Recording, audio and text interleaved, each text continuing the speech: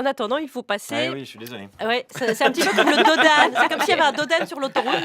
C'est Guillaume Meurice. C'est moi, voilà. Et c'est en ce moment la grande braderie du fonctionnaire, le saviez-vous? Tout doit disparaître. Macron a proposé d'en supprimer 120 000 hier. Fillon, c'était carrément 500 000. Au nom, bien sûr, de l'efficacité. Hein, on le sait, Fillon, les gens payés à rien foutre. Ils détestent ça. Hashtag lol. Hashtag si le foutage de gueule avait un visage, il aurait des gros sourcils. Mais bon, ceci dit, si les politiques le proposent, c'est que ça fait son petit effet dans l'opinion publique. Et l'opinion publique, moi, j'aime bien lui poser des questions. Voilà, alors je suis allé la voir ce matin, l'opinion publique, et j'ai d'abord rencontré une dame qui soutient Fillon mordicus, mais qui n'était pas au courant qu'il voulait virer les fonctionnaires. Et quand je lui ai appris le truc, ah bah, elle était pas contente, la dame. Et pourquoi? Mais je comprends pas qu'il veut enlever des fonctionnaires. On en a besoin, non, d'un chien. Bah oui, mais c'est dans son programme. Eh ben alors, écoutez, je sais pas alors. Bah vous allez voter pour lui quand même, du coup? Oui. Ah oui, quand même? Oui, quand même, bien sûr. C'est mon ami, c'est mon copain. Ah, c'est votre copain, mais du coup, il veut quand même virer Mais beaucoup qu'est-ce que de... vous voulez que j'y fasse? Vous êtes Ça- drôle. Ça vous rend triste quand même, j'ai l'impression. Ben oui, bien sûr. Oh, mignonne. Elle était pas au courant, quoi. C'est comme si elle était fan de Bakounine et puis qu'elle voulait voter Macron, quoi. Elle a pas bien lu le programme, quoi. Du coup, je lui ai pas dit pour Pénélope. Non, j'ai mon brevet de premier secours, mais bon, faut pas abuser. J'étais pas prêt pour le bouche à bouche. Enfin, on saura jamais, parce que j'ai continué, on saura jamais qu'elle était pas au courant. J'ai continué avec une autre dame qui soutenait Fillon aussi. Est-ce que elle aime les fonctionnaires? Pas du tout. Ouh là là, vous les aimez pas? Ils ont rien à foutre de nous. Non, je suis Ça vous d'accord agace? ça m'agace. Et d'accord avec Fillon et ceux qui vont les virer. Oui, parce que Macron aussi veut les virer maintenant. Eh ben, il a raison. Mais lui, c'est un copieur. Ah Macron aurait des idées de droite. La vache, on en apprend des trucs aujourd'hui. Hein. C'est fou, hein, le moment Meurice, premier sur l'info. Bon, alors elle déteste, elle déteste les fonctionnaires. Mais imaginons un truc que son fils lui ait dit Maman, plus tard, je voudrais être fonctionnaire. Mais c'est pas possible, il n'y a pas de fonctionnaire chez nous. Ça, c'est inné. C'est le truc qu'on fait de génération en génération. Chez nous, on bosse. Et on Ah travaille. oui, il y a des générations de fonctionnaires? Oui, il y a des générations. Mais si vous avez dit quand même Maman, je veux faire fonctionnaire dans une mairie.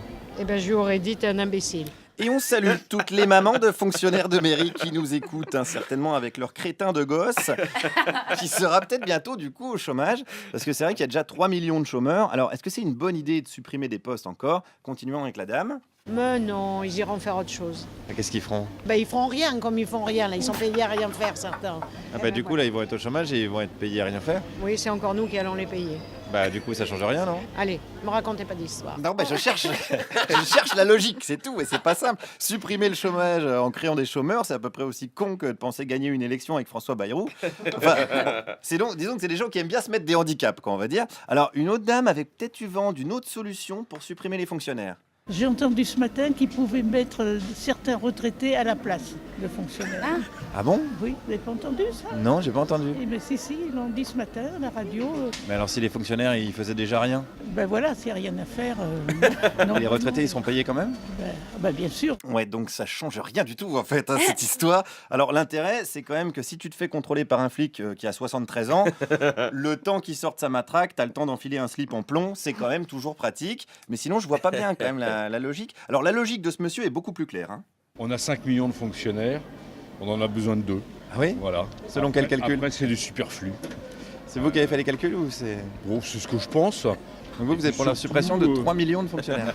Après, si vous voulez, quand vous avez des poids morts dans une société, il faut se poser la question de savoir si la société doit assumer ses poids morts. Et on salue les poids morts qui nous écoutent dans les 5 hôpitaux, millions. les écoles, les casernes de pompiers. Des poids morts qu'on est quand même bien content d'appeler quand on se fait renverser dans la rue par un scooter Pizza Hut conduit par un poids vivant. Donc, allez, concluons avec le souhait d'un dernier représentant de l'opinion publique pour le poste de président. Mettez un chef d'entreprise à la place et vous verrez, ça ira beaucoup mieux. Mais est-ce qu'on peut gérer un pays comme une entreprise? Oui, Ah, vous pensez? bien sûr. Il y a un budget, il y a des rentrées, il y a des sorties. Mais une entreprise, son but, c'est de faire des bénéfices. C'est normal parce qu'il y a une rémunération qui doit être faite aux capitalistes. Oui, mais un pays, est-ce que c'est ça vraiment? Mais non. Ah bah donc non, du coup. Vous m'avez dit oui, c'est pour ça? Non. Oui, c'est pas clair. C'est pas clair, c'est pas clair. Alors, ce qui est clair, par contre, c'est qu'à coup d'éditos, d'articles, d'émissions, de reportages, le système capitaliste a quand même réussi le pari fou de privatiser l'opinion publique. Merci Guillaume Meurice, reporter sur Radio Poids Mort. Nous sommes en compagnie de Lolita Séchant.